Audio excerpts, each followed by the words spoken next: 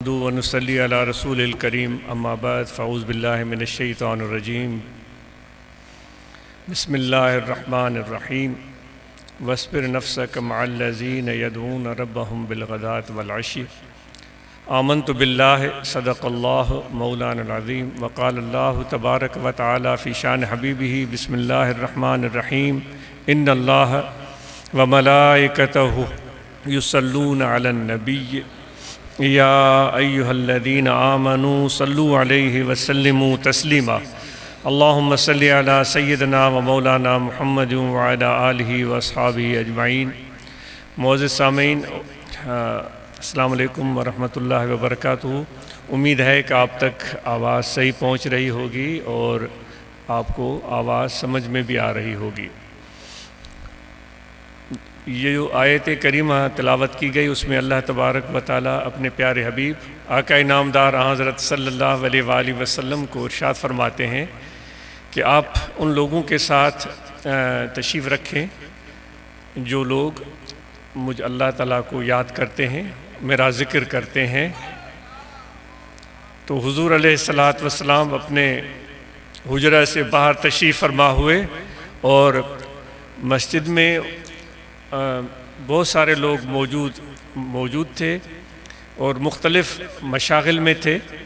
مسجد میں جو مشاغل ہو سکتی ہیں، نماز ہو سکتی ہے، عبادت ہو سکتی ہے، تلاوت ہو سکتی ہے، جو بھی عبادات یا جو بھی تلاوتیں کرنے والے تھے ان سب کے قریب سے گزرتے ہوئے چلے گئے اور ان لوگوں کی طرف جا کر پہنچے جو مل بیٹھ کر اللہ تعالیٰ کا ذکر کر رہے تھے، اور آپ صلی اللہ علیہ وآلہ وسلم ان کے ساتھ بیٹھ گئے، اور جب تک وہ ذکر کرتے رہے آپ صلی اللہ علیہ وآلہ وسلم ان کے ساتھ بیٹھے رہے، اور جب ذکر پورا ہوا تو آپ صلی اللہ علیہ وآلہ وسلم منبر پر تشریف لے گئے، اور یہ علامت تھی کہ لوگ سب کے سب اپنے مشاغل کو چھوڑ کر حضور علیہ الصلاۃ والسلام کا ارشاد سنیں۔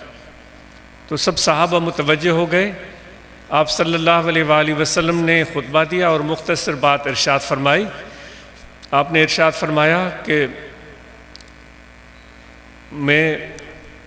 میری امت میں ایسے لوگ موجود ہیں، میری امت میں ایسے لوگ موجود ہیں جن کے ساتھ بیٹھنے کو مجھ نبی کو محمد صلی اللہ علیہ وآلہ وسلم کو بیٹھنے کا حکم ہو رہا ہے۔ تو یہ ذکر والوں کی عظمت آپ صلی اللہ علیہ وآلہ وسلم نے بیان فرمائی کہ یہ اتنی عظمت ہے اللہ تعالیٰ کا ذکر کرنے والے لوگوں کی، اتنے پسندیدہ ہیں اللہ تعالیٰ کو کہ اپنے نبی کو، ہم خاتم النبیین کو، ہمارے پیارے محبوب صلی اللہ علیہ وآلہ وسلم کو اللہ تعالیٰ حکم فرماتا ہے کہ آپ ان کے ساتھ جا کر بیٹھیں۔ تو اس وقت ہم بھی ذکر کے لیے بیٹھے ہوئے ہیں اور یہ ہماری بہت سعادت ہے اور خوش قسمتی ہے، اور یہ میرے آقا و مولا حضرت صلی اللہ علیہ وسلم کی سنت بھی ہے، اور یہاں بیٹھنے کا ایک مقصد بھی ہے۔ وہ مقصد یہ ہے کہ انسان اس ذکر کے ثمرات کو حاصل کر سکے۔ ذکر برائے ذکر نہیں ہے کہ وہ ذکر ہم کرتے رہیں، وہ صرف زبان پر ہی رہے، اس کے اثرات ہمارے جسم پر نظر نہ آئیں، ہمارے باطن پر نظر نہ آئیں، ہمارے اندر کو تبدیلی رونما نہ ہو تو وہ ذکر ادھورا رہ گیا، وہ مکمل نہیں ہو سکا۔ اب ہم یہاں جب بیٹھے ہیں تو اس صحبت کے بعد ہمارے اندر بہتری آنی چاہیے۔ یہ جو ذکر والوں کے ساتھ ہم بیٹھے ہیں اس کے بعد اس میں بہتری آنی چاہیے، اور یہی اس صحبت کا مقصد ہے۔ وہ کہتے ہیں سندھی میں کارو بد کمرے سا رنگ نہ مٹائے پر عادت ضرور مٹائے۔ کالے رنگ والے بیل کو دوسرے رنگ والے بیل کے ساتھ باندھا جائے گا تو سندھی کی کہاوت میں وہ کالا اپنی رنگت تو نہیں تبدیل کرے گا لیکن عادت تبدیل کر دے گا دوسرے بیل کی صحبت کی وجہ سے۔ ہمارے اندر کیا ہوتا ہے کہ ہم بیٹھتے ہیں اور زیادہ سے زیادہ یہ ہوتا ہے کہ ہم اپنی رنگت تبدیل کرتے ہیں، یعنی کہ لباس یا جو بناوٹ ہے،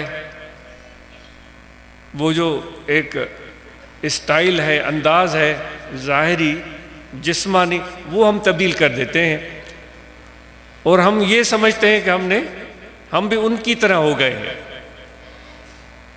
تو یہ دیکھو اے میرے بھائیوں، یہ چیز مطلوب نہیں ہے، صرف اس میں تو وہ جانور بہتر ہو گئے ہم سے، کہ جو مشکل کام ہے اپنی عادت تبدیل کرنا، وہ جانور اپنی عادت تبدیل کر لیتے ہیں، ہم صرف ظاہر بدل دیتے ہیں، اندر حقیقت وہی موجود ہوتی ہے۔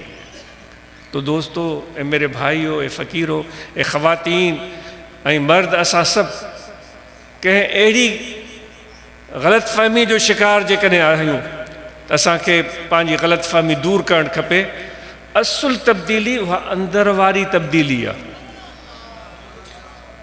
جن کے اللہ تبارک و تعالی اسوہ حسنہ فرمائے تھو، اخلاق جی صورت میں انہیں جو اظہار تھیندو ہے، رویے جی صورت میں انہیں جو اظہار تھیندو ہے۔ تو دوستو، جے کدیں اساں پہریاں بھی ظلم کندا ہویاسوں ऐं صحبت کھاں پو بھی اساں ظلم تھا کیوں، کہڑی طرح جو عورتن تے، بارن تے، پاڑے وارن تے، کمزورن تے، پو اساں کہڑی صحبت کئی۔ جیکڈیں اساں پہریاں خیانت کندا ہویاسوں، دھوکو کندا ہویاسوں، بددیانتی کندا ہویاسوں، ہانے بھی وہی تھا کیوں، پر اساں پانچی شکل مٹائے چلیا۔ اگر ہم نے صرف شکل تبدیل کر لی ہے، سج دھج تبدیل کیا ہے، عادتیں وہی ہے، پھر تو وہ کہاوت ہمارے اوپر صادق آئے گی کہ منہ میں موسیٰ اندر میں ابلیس، چوندہ ہے ان سے، منہ میں موسیٰ اندر میں ابلیس۔ ظاہری شکل تو موسیٰ علیہ السلام جیسی، لیکن حقیقت جو ہے وہ ابلیس والی۔ تو خدا کے لیے اس غلط فہمی کا ہم شکار مت بنے۔ ہمارے اس صحبت کے بعد ہمارے اندر تبدیلی آنی چاہیے۔ جس طرح ایک عام مٹی ہے جس پر ہم چلتے ہیں، اور کوئی اس کی طرف توجہ کوئی شخص نہیں دیتا، ہر طرف مٹی ہی مٹی ہے، زمین ہی زمین ہے، کوئی اس کی طرف توجہ نہیں دیتا، لیکن اس مٹی کے ساتھ کسی استاد کا اگر واسطہ پڑے، کسی سمجھ والے کا، عقل مند شخص کا، ہنر والے کا، تو وہ مٹی مٹی نہیں رہتی، وہ کچھ اور بن جاتی ہے۔ سامنے کھیت سب سرسبز اگے ہوئے ہیں، اب کوئی ان کھیتوں کو اندر جا کر ان کو لتاڑے گا نہیں، حالانکہ وہ مٹی ہے۔ فرق کیا ہے کہ ایک ہنر مند شخص نے اس کھیت پر محنت کی ہے، اس میں ہل چلایا، اس کو پانی دیا، اس میں بیج ڈالا، اس میں فرٹیلائزر ڈالے، اس میں اور بہت ساری چیزیں اس نے کر لی، تو وہ مٹی نے اپنی شکل تبدیل کر دی، وہ ہرا بھرا کھیت بن گیا۔ تو اس کھیت کے ساتھ ہمارا رویہ تبدیل ہو جاتا ہے، عام مٹی کے ساتھ ہمارا رویہ تبدیل ہو جاتا ہے۔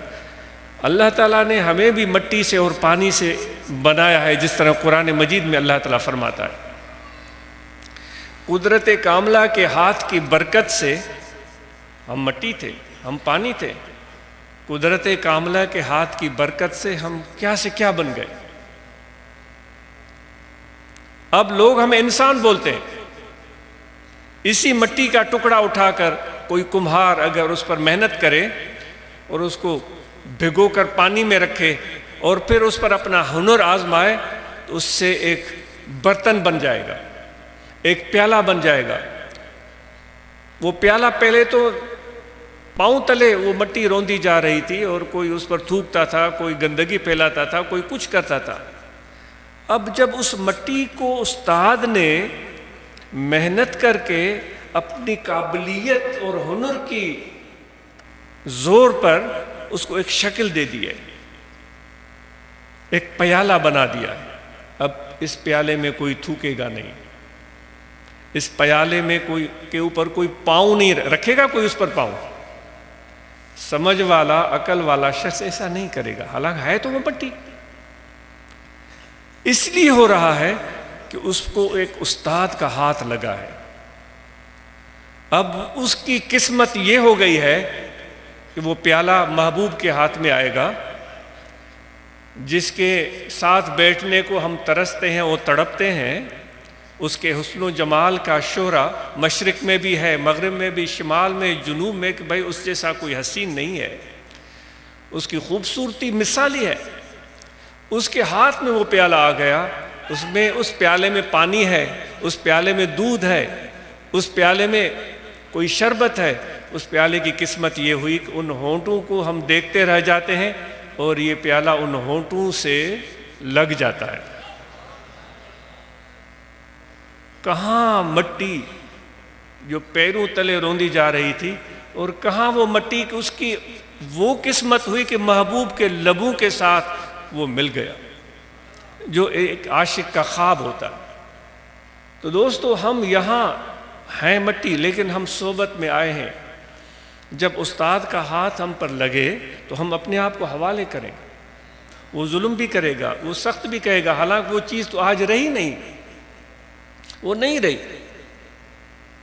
وہ مشہور شاعر سندھ کے گزرے ہیں بختہ، تو وہ کہتے ہیں کہ بھائی جو حضور علیہ السلام معراج پر تشریف لے گئے تھے تو انہوں نے اپنے پاؤں میں ایک جوتی پہن رکھی تھی، جوتی مبارکہ.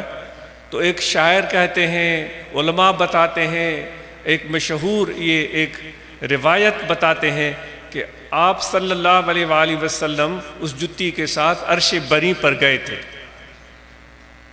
عرش بری، جو فرشتے بھی وہاں نہیں پہنچتے، اور وہ جوتی وہاں پہنچی تھی. وہ جوتی کی اصلیت کیا تھی؟ وہ ایک کسی گائے کی کھال تھی. تو وہاں تک پہنچنے میں اس سے کسی نے سوال کیا کہ یہ تمہارا شان، ایک تو حضور علیہ السلام کے پاؤں میں تمہیں ملنا نصیب ہوا، پھر عرش تک گئی، یہ قسمت کیسے بدلی؟ اس نے کہا میں تو ایک گائے کی کھال تھی، ایک کسائی کے ہتھے چڑھی، اس نے مجھ پر تکبیر پڑھی اور مجھے ذبح کیا. اب دیکھو اس سے زیادہ تکلیف کیا ہو سکتی ہے؟ ایک جانور پر چھری پھیرے تکلیف دہ چیز ہے. اس کھال نے کہا کہ یہ تکلیف میں نے برداشت کی. پھر میں کسی رنگ ریز کے ہتھے چڑھی، اس نے مجھے بھگوئے رکھا، اس پر مسالے لگائے، محنتیں کی، مجھے کوٹتا رہا، بناتا رہا، اور پھر یہ سارے مرحلے، پھر میں ایک چمڑا بن گئی. پھر میں موچی کے ہتھے چڑھی، موچی نے میرے اوپر اپنا ہنر آزمایا، سوئیاں چبھوئیں، کبھی متر کے مارے، کبھی کچھ کیا، لیکن میں چپ کر کے سب چیزیں برداشت کرتی رہی. پھر میری ایک شکل جتی کی سی بن گئی، پھر میں بازار میں پہنچی، پھر کسی نے مجھے خریدا، پھر اس نے تحفہ حضور علیہ السلام کی خدمت میں پیش کیا. جب اتنی تکلیفیں میں نے برداشت کی، تب میں محبوب کے پاؤں تک پہنچی. تو آج ہم پر تو کوئی تکلیف ہوتی نہیں. آتے ہیں 15-20 منٹ کے لیے، گھنٹے کے لیے، گھڑی دیکھ رہے ہوتے ہیں کہ بھائی ہماری گاڑی جانے والی ہے، کچھ بھی نہیں ہے، اور ہم کہتے ہیں کہ ہم بہت کچھ بن جائیں. تو پہلے تو بھائی اپنے آپ کے اندر یہ وسعت اور ہمت پیدا کرنی چاہیے ہم سب کو کہ ہم کچھ بننا چاہتے ہیں تو پھر کچھ ستم برداشت کرنا پڑے گا، تکلیف برداشت کرنی پڑے گی، اس کے بغیر فائدہ نہیں ہوتا. اور اس کے لیے آپ کو ذکر کی تلقین کی جاتی ہے، جو نقشبندی سلسلے میں بڑا سہل کام ہے کہ بس ہمیشہ توجہ رکھیں، اللہ اللہ اللہ اللہ. مرشد کو اپنے دل کا کعبہ بنا لیں، تصور اس کا اپنے دل میں رکھیں اور ذکر کریں، اللہ اللہ اللہ اللہ اللہ. تو یہ ایک آسان سی مشق آپ کو بتائی جاتی ہے. پھر یہ کہا جاتا ہے اپنے حلقہ احباب میں دوستوں کو دعوت دیں، جو ابھی دوست آپ کو بتا رہے تھے. خصوصاً ماہ شعبان کا چاند نظر آ چکا ہے، رمضان المبارک کی آمد ہے. یہ بابرکت مہینہ جس کے ساتھ قرآن مجید کا خاص تعلق ہے، جس کا ذکر قرآن مجید میں آیا ہے، جس کی عظمت کو حضور علیہ السلام نے بیان فرمایا ہے. تو اس بابرکت مہینے میں ہم کوشش کریں کہ جتنا ذکر زیادہ کر سکیں، جن کو توفیق ہو وہ اعتکاف کریں، یہ حضور علیہ السلام کی سنت ہے، اور جن کو توفیق ہو وہ قرآن مجید، جنہوں نے نہیں پڑھا ہوا ہے قرآن مجید پڑھیں، جنہوں نے قرآن مجید پڑھا ہوا ہے وہ تجوید سیکھیں۔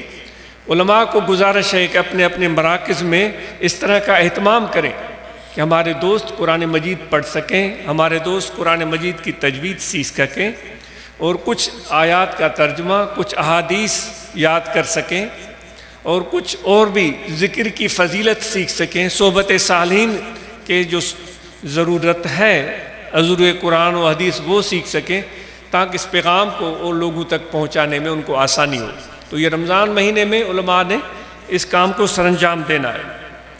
ابھی دوست مثالی برانچز کا ذکر کر رہے تھے، تو ان دوستوں سے گزارش ہے کہ مثالی برانچز کی جو اہم خصوصیات ہیں وہ 5 ہوں، 7 ہوں یا 10 ہوں، وہ متعین کر لیں۔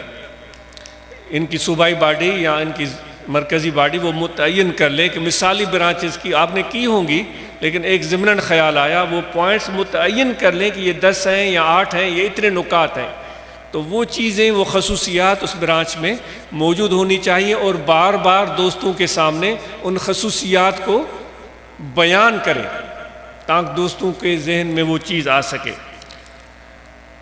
صحت اور سلامتی کے حوالے سے ہم سب واک کریں۔ ہمیشہ عرض کی جاتی ہے کہ 40 منٹ کی تو کم از کم واک ہونی چاہیے، اس طرح تیز چلیں کہ ہلکا سا پسینہ آ جائے، اور پھر ہم ایسی چیزوں کو کھانے سے بچیں جس سے ہماری صحت کا نقصان ہو، اس طرح کی چیزوں سے ہم بچیں۔ موٹر سائیکل سواروں سے گزارش ہے کہ نہ صرف ہیلمٹ، بلکہ جتنے بھی دوست یہاں بیٹھے ہوئے ہیں، آپ صرف ہیلمٹ ہی نہ پہنیں، وہ تو ضروری ہے، بلکہ آپ کے موٹر سائیکل کی جو بتیاں ہیں، خصوصاً بریک بتی اور انڈیکیٹر، اشارے، یہ صحیح ہونے چاہیے۔ ہم آ رہے تھے چند دن، ہر دفعہ ہوتا ہے، رات کو سفر کر رہے تھے، تو شاید ہی کوئی، رات کا 9-10 بجے کا ٹائم ہوگا، شاید ہی کوئی موٹر سائیکل نظر آیا، وہ بھی نیشنل ہائی وے پر، جس کی بریک بتی سلامت ہو۔ بریک بتی تھی ہی نہیں، اور اندھیرے میں موٹر سائیکل نظر ہی نہیں آ رہا تھا۔ کبھی 2 بندے بیٹھے ہوئے تھے، کبھی مرد تھا تو اس کے ساتھ پیچھے ایک لیڈیز بیٹھی ہوئی تھی، اور اتنی فکر لاحق ہو رہی تھی کہ یہ موٹر سائیکل تو اتنی کمزور سواری ہے کہ ذرا سا بھی کسی گاڑی کی ٹھوکر لگے تو سیدھا روڈ پر۔ ہیلمٹ پہننے کے لیے کیوں آپ کو کہا جاتا ہے؟ اس لیے کہ موٹر سائیکل پر آپ سوار ہیں، اللہ نہ کرے موٹر سائیکل پھسل جائے یا کسی کی پیچھے سے ٹکر لگے تو آپ گر سکتے ہیں، اور روڈ پر گر سکتے ہیں، اور گرتے ہوئے سب سے پہلی چیز جو روڈ پر ٹکرائے گی وہ آپ کا سر ہوگا، اللہ معافی دے، کیونکہ پورے جسم میں وزنی اور بھاری چیز یہ سر ہے، ٹکرائے گا سر، اور سر ٹکرانے سے بالکل موت واقع ہو سکتی ہے، شدید جان لیوا زخم پہنچ سکتا ہے۔ ہیلمٹ اس لیے عرض کرتے ہیں کہ اللہ نہ کرے کبھی کوئی بندہ گرے، اگر سر اس کا روڈ پر ٹکرائے، کسی پتھر سے ٹکرائے، کسی سختی سے ٹکرائے تو اس کو چوٹ نہ لگے، اس لیے آپ کو کہتے ہیں، اس لیے کہتے ہیں کہ نیچے والی پٹی بھی بند کریں، کیونکہ ایسے ہی اگر سر میں آپ ڈال دیں گے تو گرتے وہ ہیلمٹ تو دور چلا جائے گا سر سے۔ آپ جتنے یہاں بیٹھے ہوئے اپنے دوستوں کو یہ پیغام دیں، ہیلمٹ پہنیں، اپنے موٹر سائیکل کی بتیاں ٹھیک کروائیں۔ آپ بھلے یہ جو وفود جاتے ہیں یا جو برانچز ہیں اس چیز کو یقینی بنائیں، اور بلکہ آپ یہاں آ کر ہمیں یہ بھی بتائیں کہ اتنے ہمارے دوست ہیں ان کی بتیاں ٹھیک نہیں تھیں، وہ درست کروائی گئیں، وہ 4 ہوں گے، 5 ہوں گے، 2 ہوگا یا 1 ہوگا، بتائیں۔ اور ہیلمٹ کو ضرور استعمال کریں اور مراقبہ کریں، اور صحبت میں آنا جانا رکھیں، اپنی برانچ سے کو مستحکم بنائیں، اور اپنے بچوں کو اچھی تعلیم دیں، گھر میں کم از کم 1 وقت کا کھانا اپنے خاندان کے ساتھ کھائیں، ان سے باتیں کریں، ان کے ساتھ ٹائم گزاریں، اور حضور علیہ السلام کے فرمان کے مطابق بڑوں کا احترام اور چھوٹوں سے ہم میں شفقت ہونی چاہیے۔ آپ سب کا بہت شکریہ۔